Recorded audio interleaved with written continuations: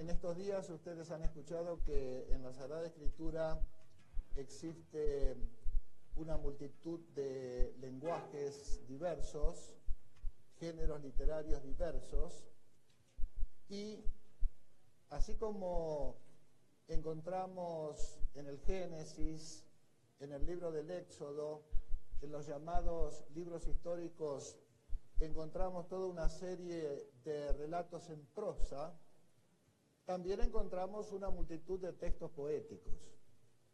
A veces el texto poético interrumpe de alguna manera la narración histórica.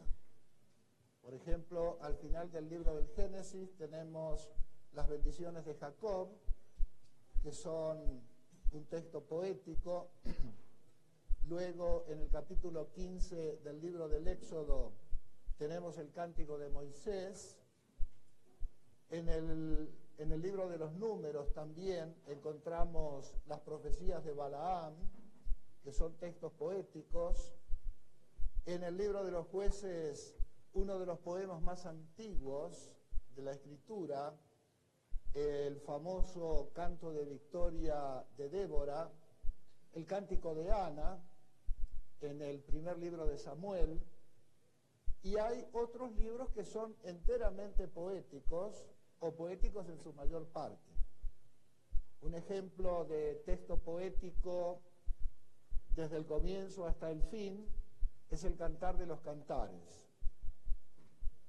De manera que para comprender los textos del Antiguo Testamento es indispensable tener un cierto conocimiento de la poética hebrea. Y esto vale en cierta medida también para el Nuevo Testamento. En el Nuevo Testamento la gran mayoría de los textos están escritos en prosa, pero intercalados encontramos a veces también textos poéticos. Por ejemplo, en el relato de la infancia de Lucas tenemos el cántico de Zacarías, el famoso Benedictus. Luego tenemos también el cántico de María, el Magnificat. Tenemos el cántico de despedida de Simón, y incluso en las cartas paulinas, en la carta a los Filipenses, encontramos el famoso himno cristológico, que siendo de condición divina, no consideró un robo ser igual a Dios, sino que se anonadó a sí mismo, asumiendo la forma de esclavo y haciéndose obediente hasta la muerte y muerte de cruz. También en la carta a los Colosenses encontramos otro himno cristológico que básicamente está también construido según los principios de la poética hebrea, y están constantemente presentes en el libro del Apocalipsis himnos, doxologías, todos estos textos que son evidentemente textos poéticos. Por eso la lectura y la comprensión de muchos pasajes del Antiguo y del Nuevo Testamento requieren una sensibilidad especial para percibir la poesía, para percibir el simbolismo característico de los textos poéticos. Ustedes saben que no es fácil dar una definición de poesía, ni tampoco es fácil establecer una distinción teórica entre la prosa y la poesía. Sin embargo, a primera vista, cuando abrimos un libro, nos damos cuenta de si se trata de un texto en prosa o si se trata de un texto en verso. Vemos que los textos poéticos ocupan el centro de la página, hay amplios márgenes a la derecha y a la izquierda, mientras que los textos en prosa ocupan prácticamente toda la página. De manera que el simple hecho de abrir un libro y ver cómo está diagramada la página nos está indicando que se trata de un texto poético. Pero esto no basta para caracterizar o para señalar las características propias de la poesía. Es necesario tomar en cuenta las características propias de cada tradición poética. No podemos dar una definición de poesía que valga universalmente para todos los tiempos, para todas las épocas y para todas las culturas. Incluso la misma forma poética varía. En el Antiguo Testamento, en la tradición greco-latina, en la tradición medieval, y tenemos, por ejemplo, la poesía española, que presenta también algunas características bien definidas. Vamos a señalar, en primer lugar, algunas características de la poesía tradicional española para familiarizarnos de algún modo con el lenguaje poético. Y esta familiaridad con el lenguaje poético en general, o con el lenguaje poético propio de la tradición española, nos permitirá acceder de una manera más concreta y más precisa a la poética hebrea. Leamos, por ejemplo, el texto de Antonio Machado, que figura en el manual Descubre la Biblia, en la página 37. Anoche cuando dormía, soñé, bendita ilusión, que una colmena tenía dentro de mi corazón, y las doradas abejas iban fabricando en él, con las amarguras viejas, blanca cera y dulce miel. Aquí tenemos un texto poético muy breve, pero si lo analizamos con una cierta detención, vamos a descubrir las características fundamentales de la poética tradicional española. Por supuesto, el lenguaje poético tiene características de contenido y de forma que no se reducen simplemente al metro, la rima, la estrofa, el ritmo, sino que el lenguaje corriente, el lenguaje de todos los días, se utiliza de una manera muy especial, muy particular. Decir esto como una forma de expresión en el lenguaje corriente nos llevaría a toda una serie de contrasentidos. Tener una colmena en el corazón y las doradas abejas fabrican cera y miel dentro del corazón es, desde el punto de vista lógico, desde el punto de vista racional, un contrasentido. Y sin embargo, en el lenguaje poético, la expresión tiene una fuerza muy especial. Lo mismo, por ejemplo, si tomamos la estrofa de José Martí: mi verso es de un verde claro y de un carmín encendido. Mi verso es un ciervo herido que busca en el bosque amparo. Si ustedes analizan estos versos lógicamente, no tienen ningún sentido. Mi verso es de un verde claro. ¿Qué significa eso? ¿Qué sentido puede tener hablar de un verso color verde? O color carmín encendido, o de un verso que busca refugio como un ciervo herido trata de refugiarse en el bosque. Y sin embargo, descubrimos en esas expresiones poéticas una fuerza, una significación, un sentido que trasciende de muchas maneras el contenido lógico, el contenido racional del verso. Y en la expresión poética desempeña también un papel fundamental la forma. cosas que se dicen poéticamente no podrían expresarse de otra manera. Un mero cambio en el lenguaje significaría ya o una distorsión o una transformación o incluso una pérdida del sentido. Bueno, básicamente las características de la poética española que podemos descubrir en estos versos de Machado son, en primer lugar, como decíamos, los amplios márgenes. El texto se reduce.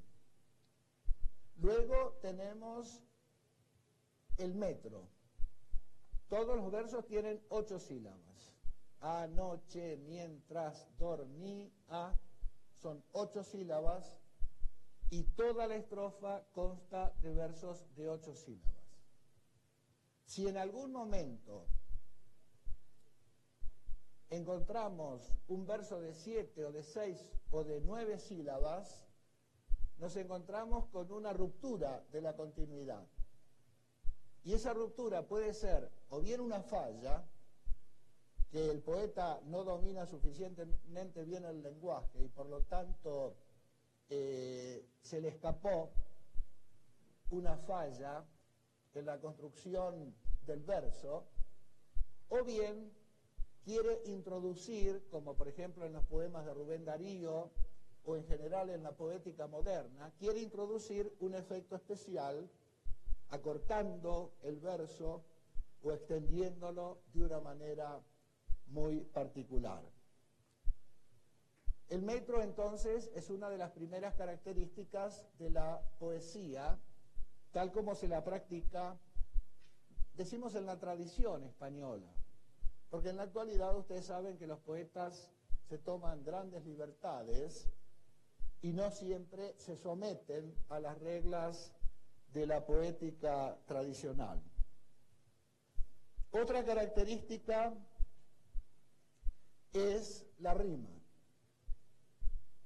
Anoche, mientras dormía, soñé, bendita ilusión, que una colmena tenía dentro de mi corazón.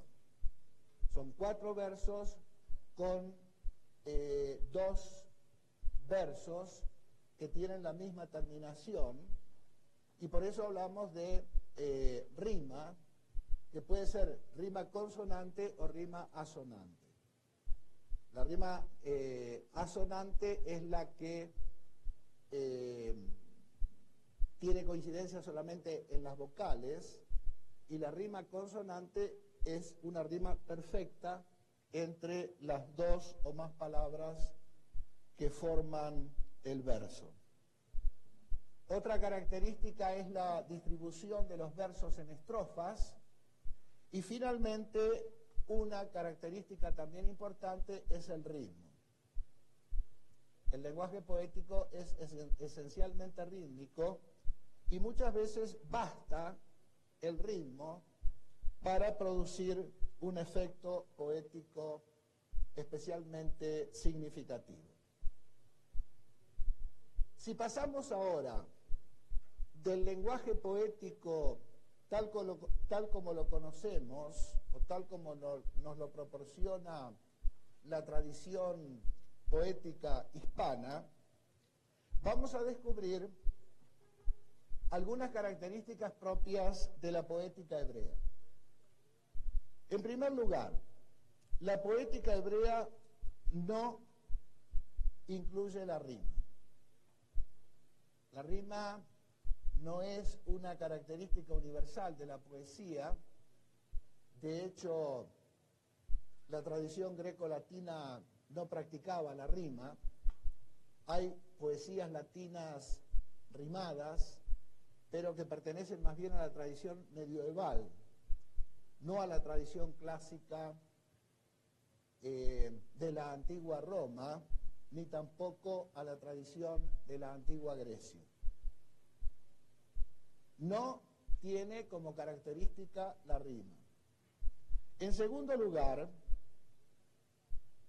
la nota distintiva, y esta nota distintiva es fundamental, es el ritmo.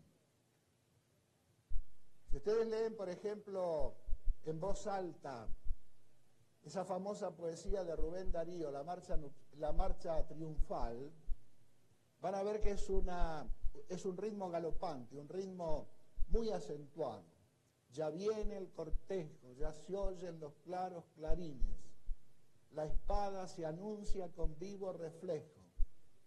Y todo el poema sigue destacando de esa manera un ritmo muy acentuado, muy fuerte. Y el aspecto rítmico es fundamental, no solamente en lo que respecta a la forma, sino también en lo que respecta al contenido, porque de lo que se trata en ese poema precisamente es de reproducir de alguna manera el ritmo de una marcha triunfal.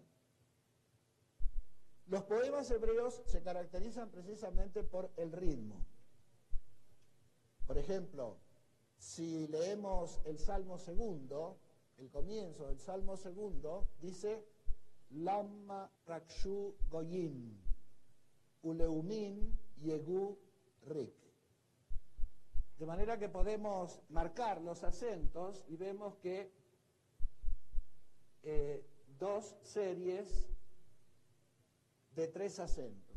Lama Rakshu Goyim, Uleumin Yegu Rik. No vamos a detenernos ahora en esta característica rítmica de la poética hebrea, porque tendríamos que trabajar con los textos hebreos.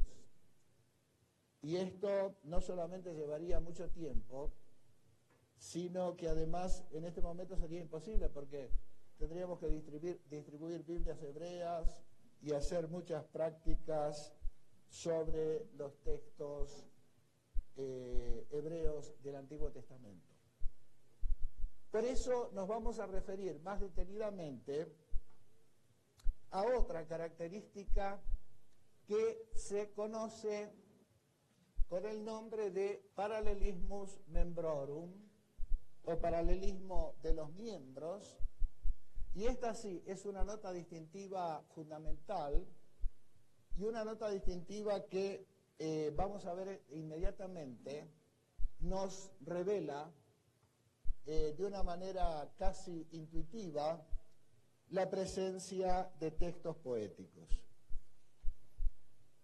¿En qué consiste el paralelismo? Los poetas hebreos, y en este punto la poesía hebrea coincide en general con la poética del Antiguo Oriente, los poetas hebreos no se contentaban con enunciar el pensamiento de una sola vez. Lo formulaban habitualmente, por así decirlo, a través de 2 carriles.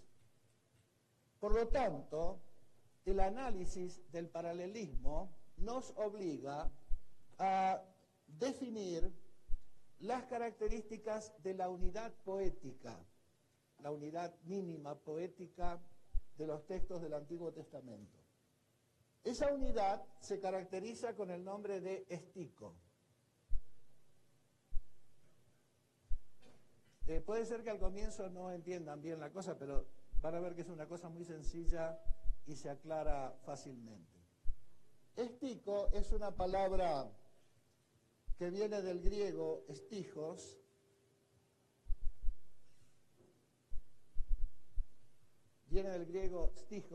que significa línea, pero se utiliza en el lenguaje técnico para describir la poética hebrea, se usa la palabra estico, porque el estico se divide normalmente en 2 hemistiquios.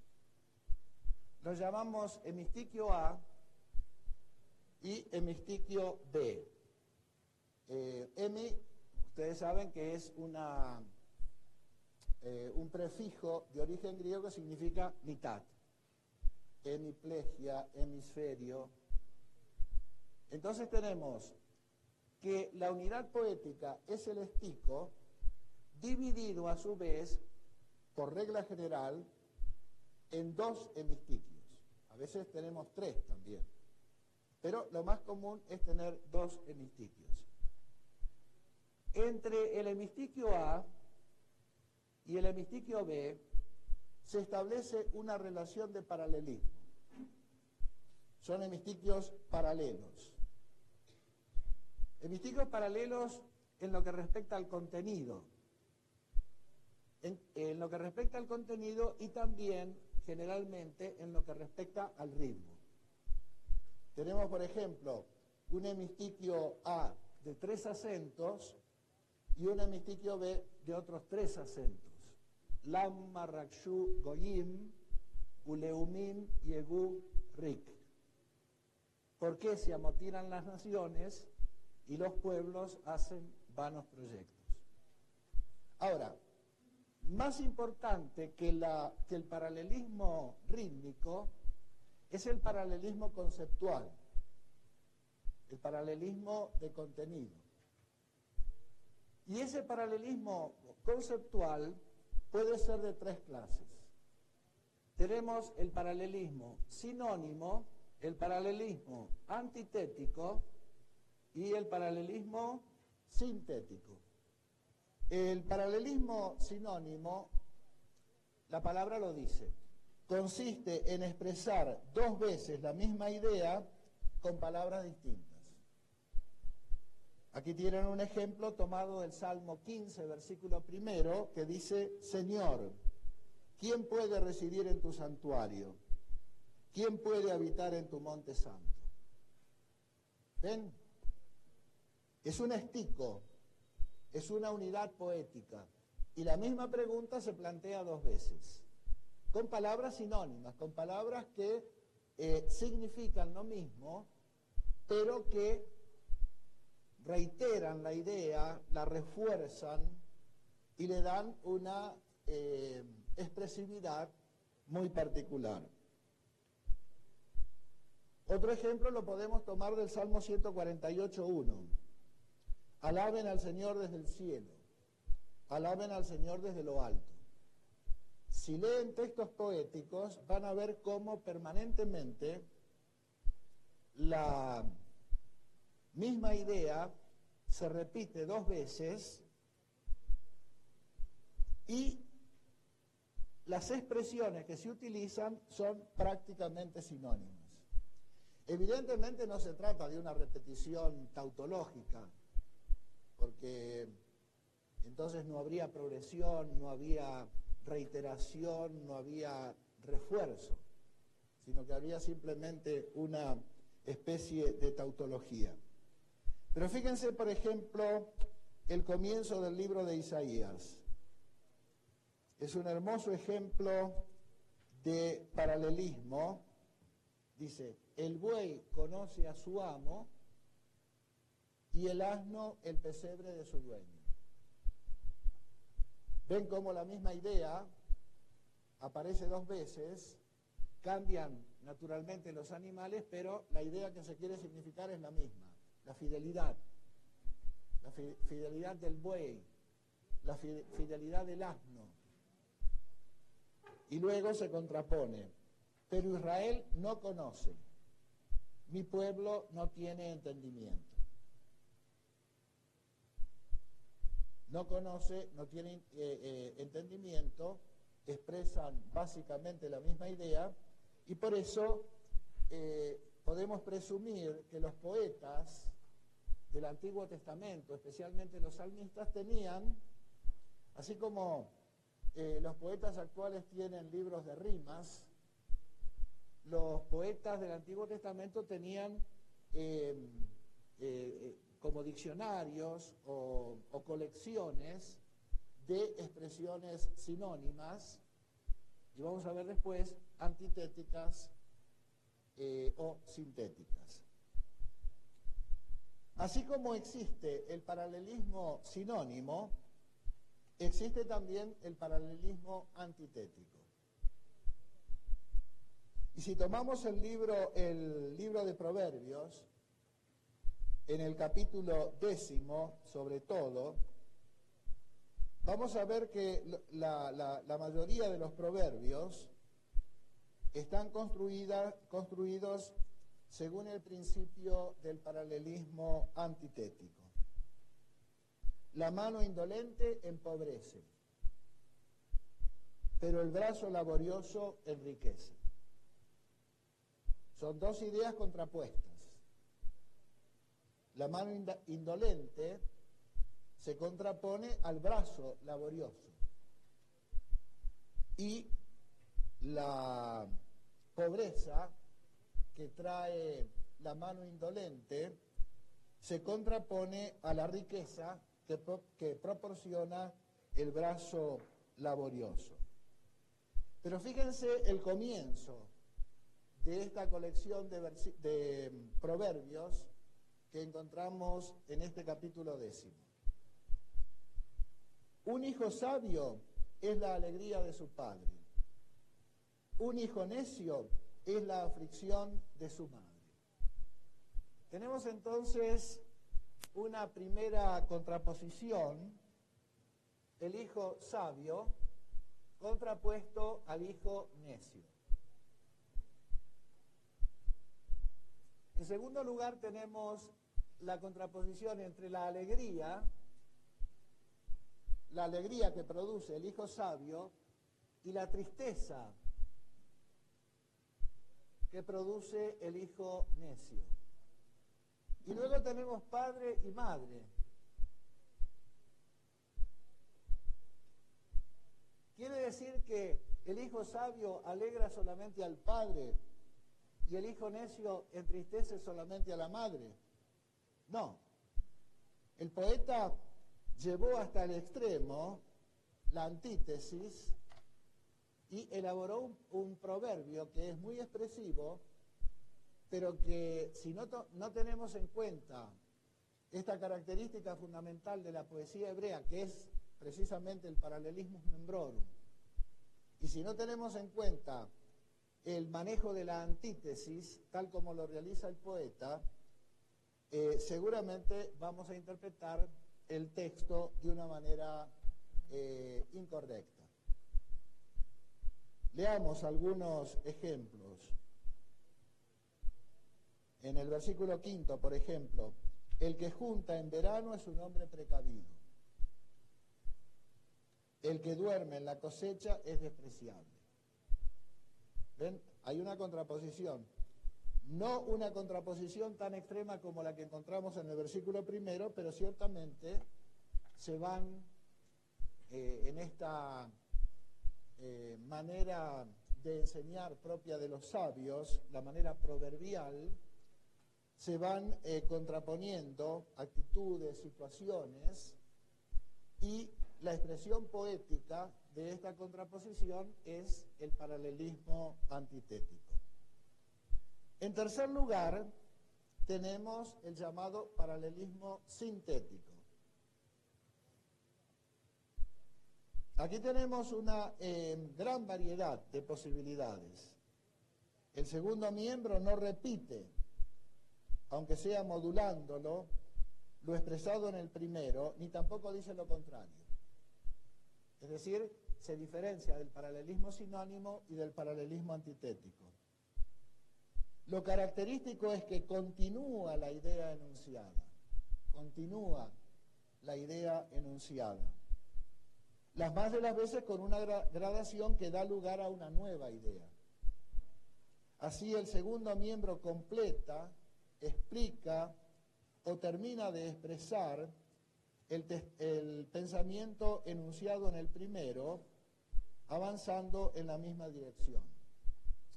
Obviamente, esta prolongación puede hacerse en varias direcciones posibles. Por ejemplo, en Salmo 77:13, oh Dios, tú eres santo en tus acciones.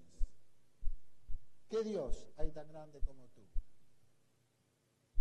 Bien, aquí no tenemos sinonimia, no tenemos antítesis o contraposición, sino que tenemos una idea que se enuncia en el primer hemistiquio y se completa en el segundo hemistiquio. El Señor es mi pastor, nada me falta. tenían hambre y sed, estaban a punto de morir. Este es el más frecuente y podemos señalar distintas relaciones que el paralelismo sintético establece entre los dos hemistiquios. Una posible relación es el mandato y la motivación. Mandato y la motivación. Aclamen al Señor, hombres buenos. Este es el mandato. La invitación a la alabanza. En labios de los buenos la alabanza es hermosa. O sea, el mandato está motivado por la hermosura que lleva consigo la alabanza a Dios. Acción y consecuencia. En su angustia clamaron al Señor. La acción de aquellos que están en la angustia. Y Él los libró de la aflicción. Como el Señor interviene en respuesta a ese clamor angustioso de los que lo invocan en el momento del peligro. Enunciado y explicación. A Dios clamo con fuerte voz para que Él me escuche. Y sobre todo son característicos de este paralelismo sintético las comparaciones. Comparaciones que a veces son graciosas. Como el vinagre a los dientes y el humo a los ojos, es el perezoso para aquel que lo envía. Enviar a un perezoso es lo mismo que tragar un poco de vinagre o tener humo en los ojos. Nubes y viento y nada de lluvia es quien presume de dar y nunca da nada. Como ciudad sin muralla y expuesta al peligro, así es quien no sabe dominar sus impulsos.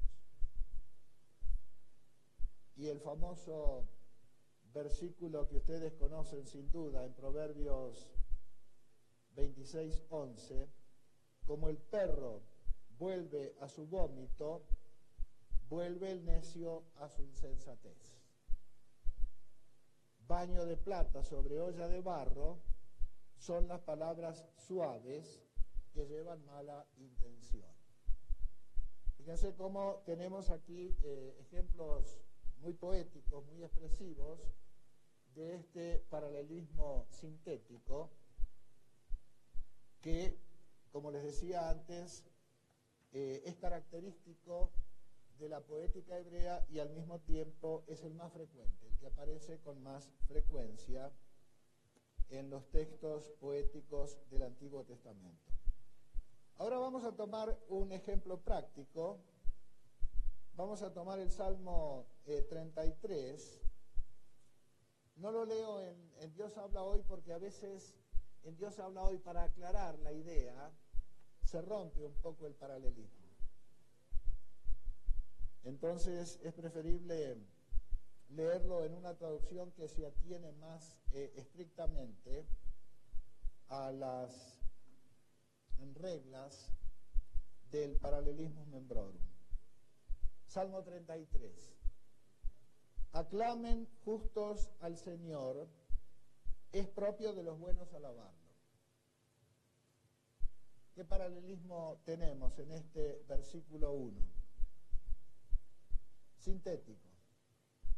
Tenemos, como habíamos visto, el mandato, aclamen justos al Señor, y la motivación.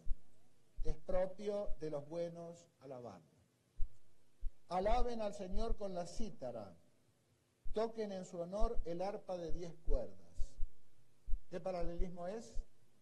Sinónimo. Evidentemente tenemos dos verbos sinónimos, alabar, tañer, un instrumento, y no solamente se invita a la alabanza, sino que además se mencionan instrumentos musicales en los 12 mistiquios.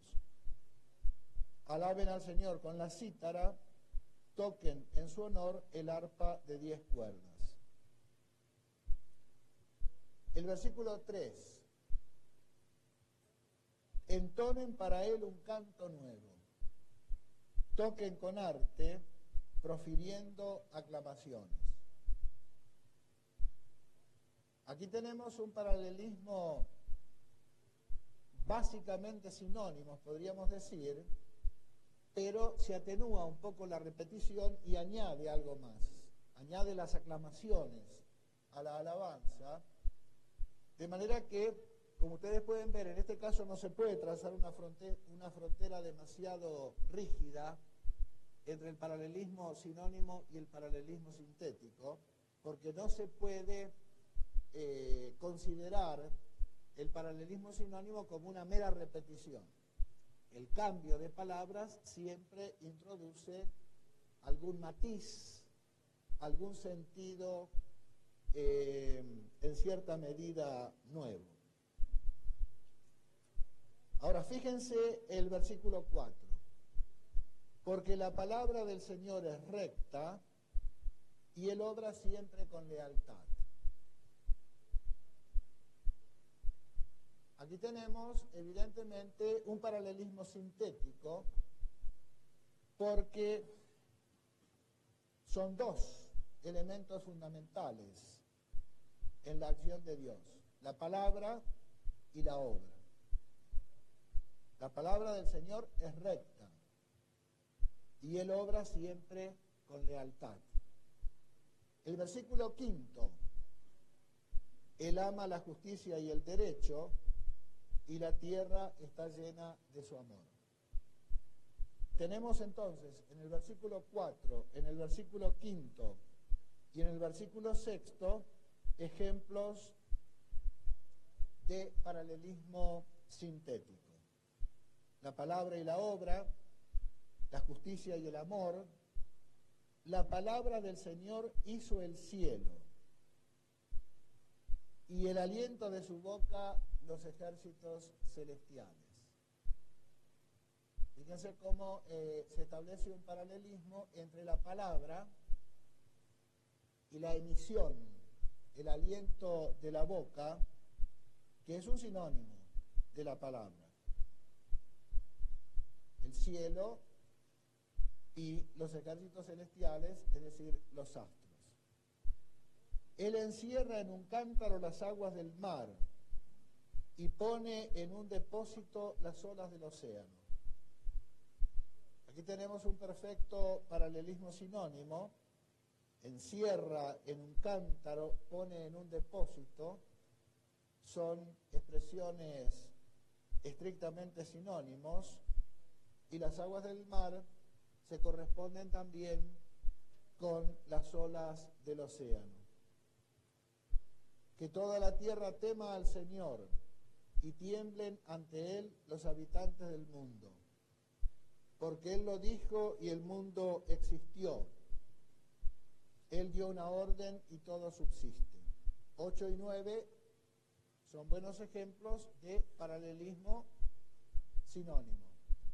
Creo que una vez comprendido el esquema fundamental de la poética hebrea, sobre todo este principio del paralelismo membrorum, es cuestión de hacer ejercicios.